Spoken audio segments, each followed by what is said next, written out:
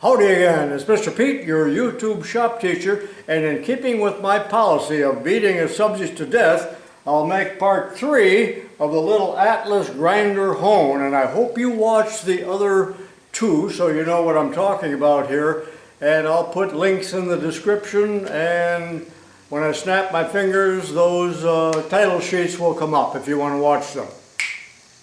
These are the 2 other videos on the Atlas grinder hone that you may want to watch. In one of the previous videos I talked about the fact that this is a capacitor start motor, but yet the unit doesn't seem to spool up to the correct speed very fast. It just seems to take a while, and it shouldn't with a capacitor start motor. You see what I mean? It took a little while. So is that capacitor bad?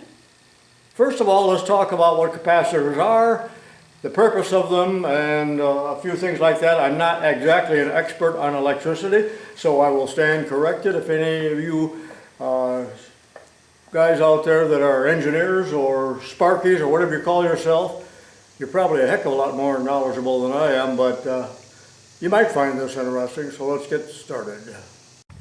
Anytime you see a motor that has this capacitor riding on the top here, you know it's a capacitor start motors. Some motors have 2 of them on there because they are starting, it helps them start under load. Now this is a load here, but not really much. That's why I am debating this subject. Now here's another capacitor. These can be dangerous. Don't ever touch those unless you're sure it's discharged. And my point here also is that, you know, there really is no way to store electricity. Oh, batteries, storage batteries. Well, storage battery is a misnomer. You don't really store electricity in them. It's converted to chemical energy, and that's true with all batteries. So as far as I know, this is the single only way of storing an electrical charge or electricity. Correct me if I'm wrong. Okay, we're at the other end of the Studio G right now, and this is my Kalamazoo 2x48 8-inch abrasive sander. It's capacitor start. This little CRAFTSMAN grinder is not capacitor start. You see it's just smooth on the top. Or is it? Let's take a look at another machine, a Balder. I always said Balder, but some people say Balder. Which is correct? It's kind of dark over here, but this is a Balder, even though the tag is missing. It's just a wire wheel and a buffer and so on. And I had a bigger one at school, and I did take it apart once, and I believe this is capacitor start. The one at school was, the bigger one, and the capacitor was not on the top, but is inside the base. But I'm not going to take that off to prove that, but sometimes a capacitor is not mounted on the motor itself. That's my point. This is a half-horse motor, capacitor start. You think it would have quite a bit of starting torque, but again, watch this, that it doesn't start instantly, and I don't consider this to be much of a load. You see what I mean? It's just kind of slow starting. Let me take the belt off and show you how little load that it really is. Although this is a gearbox. There's a worm gear and a worm in here, so that takes up some of the energy, no doubt. I'll take the belt off. My point here is to just show you that there isn't much of a load. That's no effort at all for me to turn that over. But to bring it up to speed is another story. So what I'm going to do here is take the capacitor off and test it. Now I already have determined that the starting switch, the centrifugal switch, is not the problem. Maybe you can hear it. I'm going to turn it on right now. As it is turned off, you should hear a click as it slows down. Click. I don't know if you heard that or not, but it did click, so we know the switch is working. It probably wouldn't start at all if the switch was bad. Okay, there it is. Remember in the other video there were a million little ladybugs in there that I cleaned up, but always discharge. Now if it does spark, we know that it's probably good. Some capacitors will discharge slowly by themselves, just leak down, I guess is probably the word. It didn't spark, but I tell you, You don't want to get zapped by one of these, and I'll demonstrate that in a minute. So even when I disconnect this, I will use a pliers with plastic insulated handle. Pull it off like that. And then I always, again, check it. No spark. I'm still afraid to touch that for some reason. You would be too if you had as many shocks in your life as I have.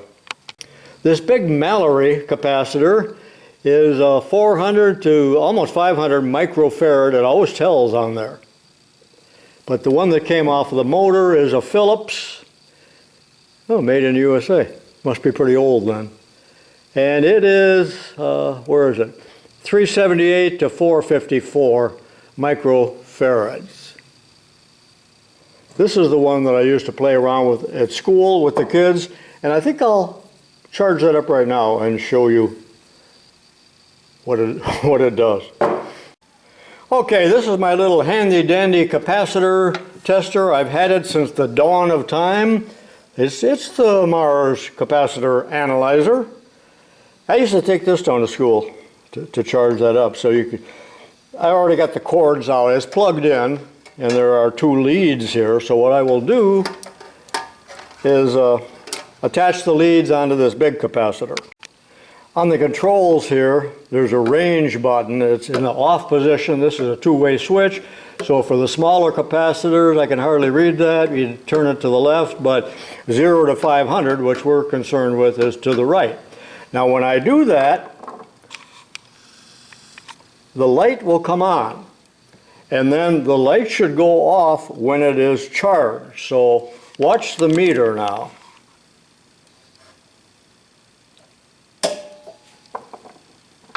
See if the light goes off.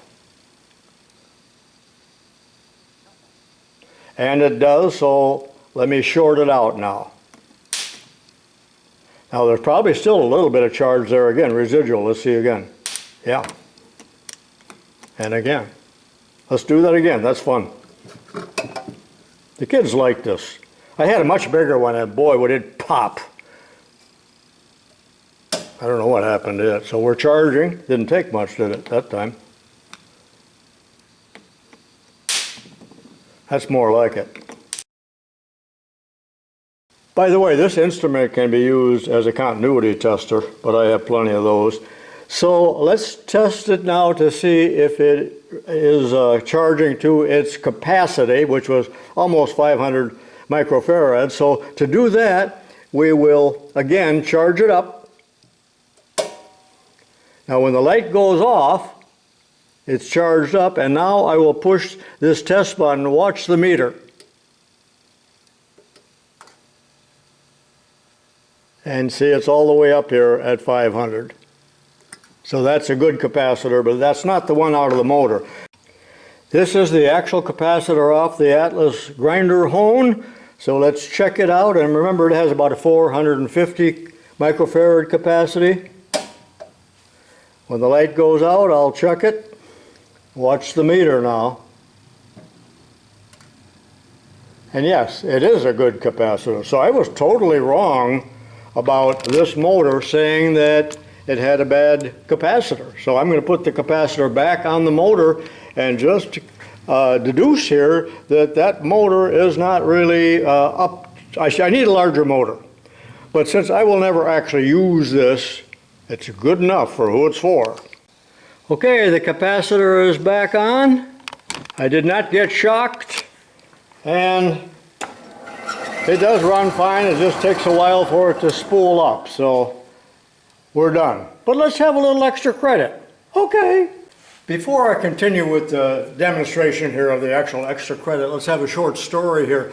So 2 years ago, my air conditioner would not start. Just nothing happened. It was dead. I checked the fuses and breakers and all that, and everything was okay. So it was still under warranty, so I just called the company, said, come on out and fix it, and they did. And when the man got out of the service truck, I said to him, I think all it needs is a new capacitor. Well, he didn't say a word to me. He walked right by me, took the cover off, checked things with his meter, blew it off a little bit, and walked over to his truck and grabbed the capacitor, put it in, and it started instantly. But he didn't really like that at all, that I knew anything about them, and would not acknowledge it or thank me or say, well, you were right, how'd you learn that? So I guess I wanted to be recognized, and he would not. Oh, and then I said, this is under warranty. He said, well, I'll do the bookwork back at the shop. Well, 2 weeks later I get a bill. And then I called him up and I just said, hey, this is under warranty. Oh, okay, our mistake, our mistake. Okay, now on to the real thing here. You know, back when I was in my prime teaching, there was always this waste of time at the end of the hour. The kids had washed up, cleaned up, and now they're just playing goosing each other and goofing around. So often, to control them, I would give them another little free of charge demonstration. Half would watch, half could care less.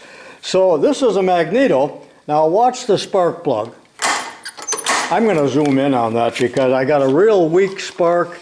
I think probably the points are dirty. Who cares? But it should be a nice white spark, and it's red. It's orange.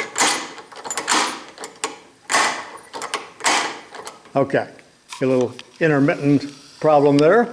But anyway, I would say, I would pull the wire off. Where is it here? And I'd say, who will, here's $1. Who will hold on to this while I crank it? Oh, nobody would move. And then finally one kid would come up and he would just grab the dollar right off the table and grab it, and I would spark them, and then everybody else wanted to do it. But they, you know, they really jumped. It hurts. It hurts, but it gets their attention. All right, one more thing that I showed them. So sometimes I'd pull this thing out. That's what this big capacitor is all about, and that's why it was in here, left from my teaching days. So I showed them, I'm warning them about the danger of capacitors. So I would charge it up, and then I would discharge it, as I've already done here earlier, like that. And then I would say, I would throw a $20 bill down, and I'll say, who will touch the leads? And of course, nobody would, and I wouldn't let them anyway. If somebody did actually grab the 20, you know, I would have said, no, don't do that. But they were smart enough not to, not to go for the big prize.